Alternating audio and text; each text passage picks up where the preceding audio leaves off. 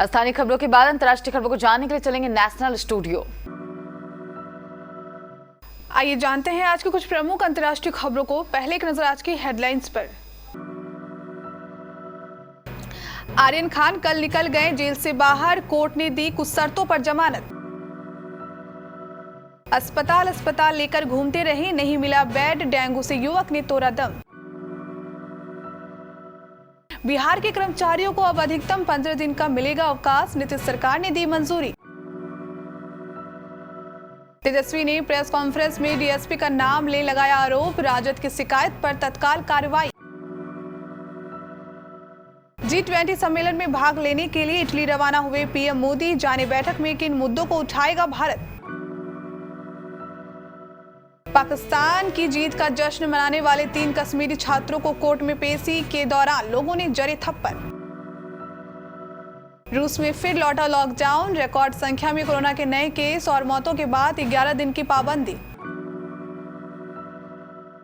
चीनी hypersonic missile प्रशिक्षण से अमेरिकी चिंतित, खुफिया तंत्रों का चकमा दे रहा ड्रैगन। विकी कौशल संग शादी की खबरों के बाद पहली बार स्पॉट हुई कैटरीना कैफ, खूबसूरत पीले लिबास में लगी और भी हसीन। T20 वर्ल्ड कप में ऑस्ट्रेलिया की T20 वर्ल्ड कप में लगातार दूसरी जीत, पूर्व चैंपियन श्रीलंका को 7 विकेट से रौंदा। ड्रग्स केस के आरोप में फंसे आर्यन खान कल जेल से रिहा हो गए हैं। 25 दिन के इंतजार के बाद कल आर्यन खान जेल से बाहर आ गए हैं। बॉम्बे हाई कोर्ट की ओर से आर्यन खान, अरबाज मर्चेंट और मुनमुन धमेचा को जमानत मिल गई है। हाई कोर्ट में आर्यन खान की पैरवी के लिए जाने माने वकील मुकुल रोहतगी ने पक्ष रखा। वहीं एनसीबी की ओर से जमानत याचिका को खारिज कर बेल न देने के लिए एजेंसी के वकीलों ने जोरदार पैरवी की। दोनों ओर से दलीलों को सुनने के बाद आखिर में अदालत ने आर्यन खान समेत उनके दोस्तों को जमानत का आदेश दे दिया। जमानत देने के साथ ही हाईकोर्ट ने कुछ शर्तें भी जोड़ी हैं।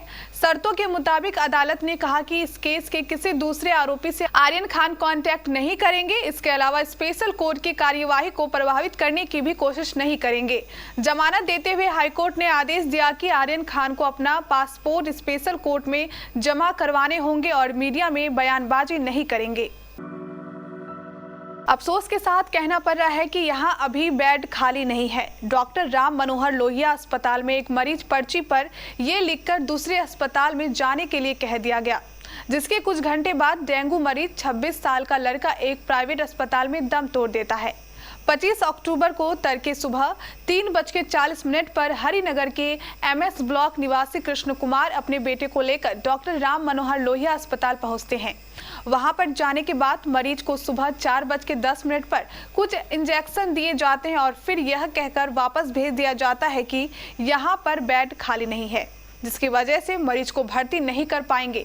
इसके बाद द्वारका सेक्टर 3 में सुबह 5:30 पर एक प्राइवेट अस्पताल में परिवार लेकर पहुंचता है, जब तक मरीज की हालत काफी गंभीर हो चुकी थी और उसी अस्पताल में सुबह 6:07 पर मरीज की मृत्यु हो जाती है।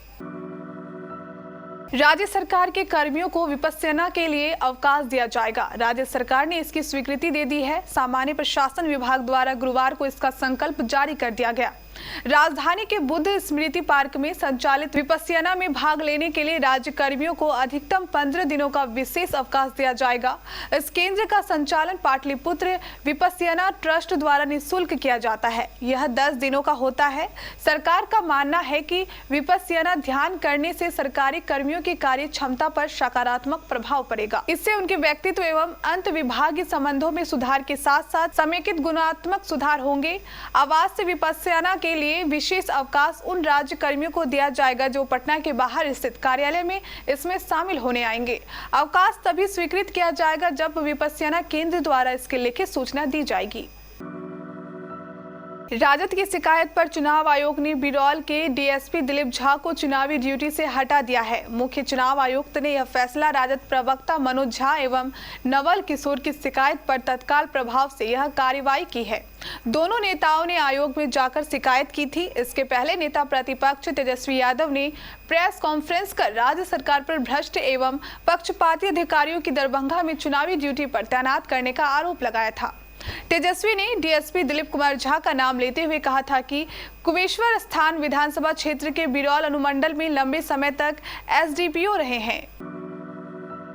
प्रधानमंत्री नरेंद्र मोदी गुरुवार देर रात इटली और ब्रिटेन की 5 दिवसीय यात्रा पर रवाना हो गए हैं। वह इटली में 29 से 31 अक्टूबर तक रहेंगे। रोम में वह दुनिया में आर्थिक तौर पर सबसे समृद्ध शीर्ष 20 देशों के संगठन G20 के राष्ट्रीय अध्यक्षों की बैठक को संबोधित करेंगे। इसके बाद मोदी ब्रिटेन के शहर ग्लासगो जाएंगे, जहां 1 से 2 नवंबर को जलवायु परिवर्तन में संयुक्त राष्ट्र के तत्वाधान में आयोजित बैठक COP26 में हिस्सा लेंगे। T20 विश्व कप में भारत की हार और पाकिस्तान की जीत पर खुशी मनाने और पाकिस्तान के समर्थन नारेबाजी करने वाले 3 कश्मीरी छात्रों को कोर्ट में पेश किया गया। इस दौरान कुछ लोगों ने उन छात्रों पर पुलिस अभिरक्षा में हमला कर दिया और उनको चाटे मारे। इन तीनों कश्मीरियों के खिलाफ देशद्रोह का मुकदमा दर्ज किया गया है। आगरा के RBS कॉलेज के बिचपुरी कैंपस में देश विरोधी नारे लगाने के मामले में तीनों कश्मीरी छात्र गिरफ्तार किए गए थे। तीनों के खिलाफ देशद्रोह का मुकदमा दर्ज किया गया है। साक्ष्य मिलने के बाद मुकदमे में देशद्रोह की धारा 124A बढ़ाई गई है। गुरुवार को तीनों छात्रों को सुनवाई के लिए CGM कोर्ट में पेश किया गया।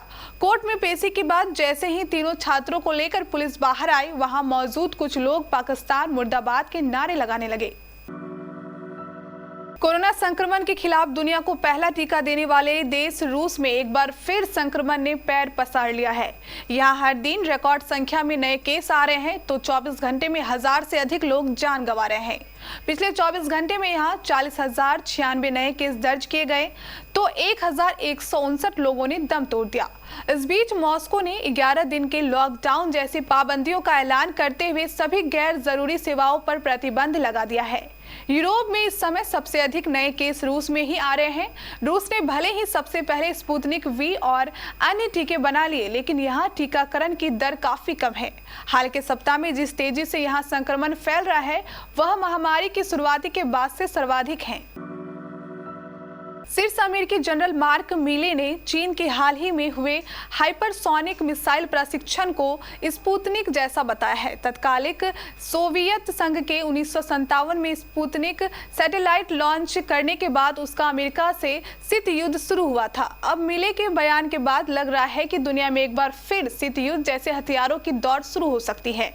अमेरिकी सेना में ज्वाइंट चीफ्स ऑफ स्टाफ के मुखिया मार्क मिले ने ब्लूमबर्ग को दिए एक साक्षात्कार में कहा कि चीनी सेना में तेजी से विस्तार हो रहा है। हमने देखा कि चीन ने एक हाइपरसोनिक हथियार का प्रशिक्षण किया, जो बड़ी चिंता का विषय है। कैटरीना कैफ इन दिनों विकी कौशल संग शादी की खबरों को लेकर छाई हुई है। मीडिया रिपोर्ट्स में कहा जा रहा है कि दोनों दिसंबर में शादी कर लेंगे। शादी की खबरें आने के बाद पहली बार कैटरीना कैफ को स्पॉट किया गया। इस दौरान कैटरीना पीले रंग के लिबास में खूब जच रही थी। आलम यह था कि इस खूबसूरत रंग ने उनकी खूबसूरती को और भी निखार दिया था। भले ही मीडिया में जो भी खबरें आ रही हो, लेकिन एक्ट्रेस फिलहाल अपनी अपकमिंग मूवी सूर्यवंशी को लेकर प्रमोशन में जुटी हुई है। आज इसीलिए सिलसिले में वो अक्षय कुमार के साथ स्पॉट हुई। ऑस्ट्रेलिया ने T20 वर्ल्ड कप में खुद को बड़े दावेदार के रूप में पेश कर दिया है। टीम ने गुरुवार को सुपर 12 में लगातार दूसरी जीत दर्ज की। टीम ने एक मुकाबले में श्रीलंका को 7 विकेट से रौंद दिया। ऑस्ट्रेलिया की टीम अब तक T20 वर्ल्ड कप का खिताब नहीं जीत सकी है। दूसरी ओर श्रीलंका की टीम 2014 की चैंपियन है। श्रीलंका ने पहले खेलते हुए 6 विकेट पर 154 रन बनाए थे। जवाब में ऑस्ट्रेलिया ने लक्ष्य को 17 ओवर में 3 विकेट पर हासिल कर लिया। डेविड वार्नर ने 65 रन बनाए। टीम ने पहले मैच में साउथ अफ्रीका को हराया था।